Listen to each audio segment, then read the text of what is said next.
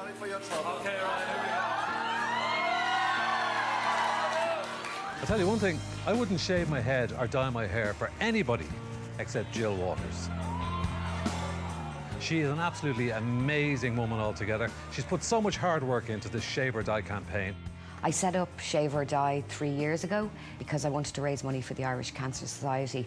I knew the words Shave or Die would grab people's attention and really stop them in their tracks, and it did. The campaign just took off. To be honest, when Gill came to me with the idea of Shave or Die, I wasn't convinced, but I said I'd go along with it. And then, very quickly, it dawned on me that it was a genius idea because the symbolism of somebody shaving their head to raise money for a cancer charity is brilliant. 30,000 cancer cases are diagnosed in Ireland each year, which means that 1 in 3 people in Ireland are affected by cancer, and sadly, the incidence of cancer is set to increase in the future.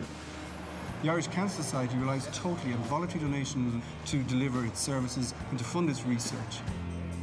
All right, guys. In 3 years, Shave or Die has raised €4.4 million, and that's all because of Gill Waters. That means that the Irish Cancer Society can deliver its services like its night nursing service nationwide, the National Cancer Hotline. We can do our public relations campaigns. We can fund vital research into looking for new ways to detect cancer or new ways to treat cancer. My name is Sinead.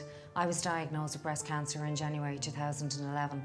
My own mum was diagnosed with breast cancer 12 years ago. However, unfortunately, she didn't win the battle. I've been involved in a clinical trial which has allowed me the opportunity to take a wonder drug called Herceptin.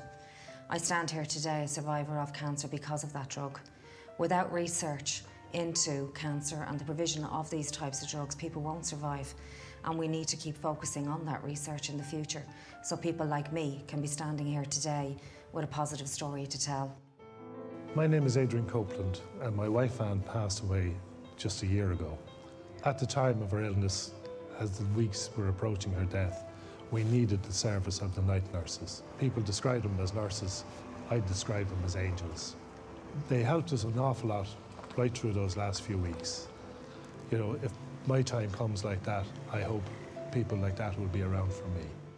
I'm a survivor of more than 10 years of prostate cancer. I trained with the Irish Cancer Society as a peer-to-peer volunteer, and in that role I take calls from men who the nurses on the helpline have referred so they can talk to me about the kind of treatment I had, the kind of journey I had, the ups and downs, how I've managed to cope with it and survive it.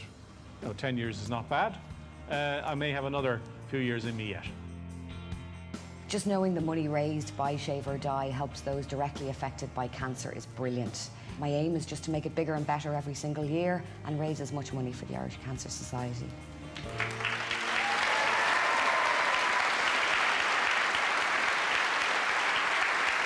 To present this award, ladies and gentlemen, please welcome Munster rugby star and Irish international Donncha O'Callaghan. How you doing? How are you? I'm good, too. There's probably nobody in this room or in the country whose family haven't been touched by cancer. And one of the worst things is feeling helpless.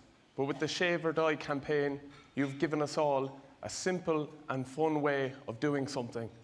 €4.5 million is an amazing achievement, Gill. Please come on up and collect this award. It's richly deserved.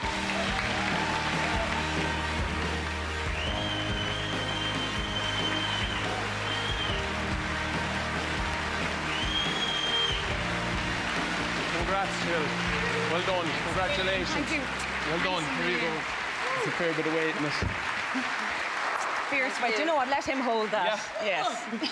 It's heavy, isn't it? Fierce heavy. I'd say you are too. Jill, people have done amazing things for Shave or Die. Tell us about what they have done.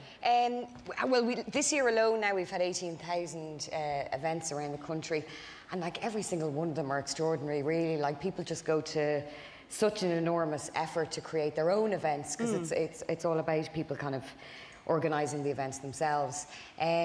We've had, just within the station itself, we've had all our DJs shaving and dyeing.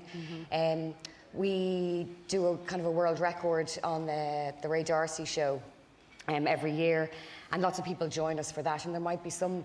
And you consistently break your own records, don't you?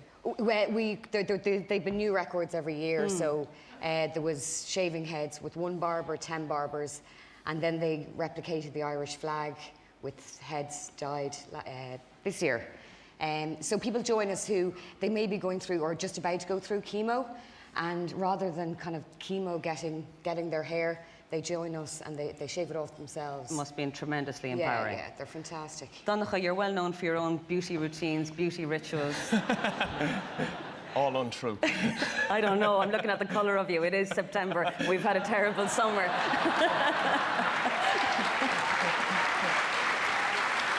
We'll have to get you down to Cork. It's that sunny down there, it's is very sunny it? in Cork with the tropical climate. It's the same old line all the time. Tell me, would you chance anything like that for shave or dye? Would the rest of the guys do it? Yeah, I'll be honest with you, our dressing room's getting quite vain. There's fellas doing it off their own back at the moment, so to do it for charity would be a great thing. Like Paul O'Connell is constantly shaving his head. I think he's in half denial that he really is a redhead and he wants it rid of it. And then I room at Ronan O'Gara, and I've noticed there's a little tub of Jess for Men in the bag lately, so he's doing it on his own account. I think he got it off Ruby Walsh. It's obviously not working for... it's not working for Ruby, so yeah, I think they'd have no problem. If they're doing it anyway, they might as well do it for a great cause. Absolutely. Gill Waters, well done. And Donncha O'Callaghan, thank you so much.